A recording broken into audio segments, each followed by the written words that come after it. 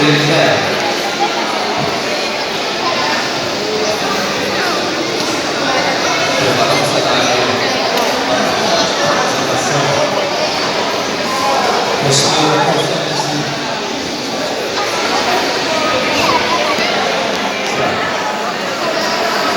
a gente estiver bem, confortável, ok, você dá o sinal, dá o ok, e o DJ dá o play. Pode?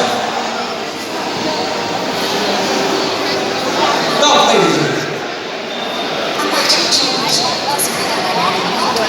Só toma cuidado.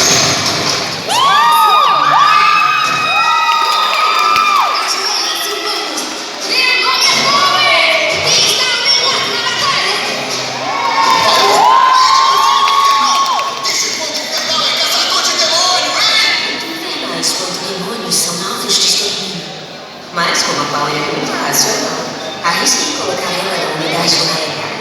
Os chifres da Paula chamam muita atenção, então evitem fazer a patrulha em lugares movimentados.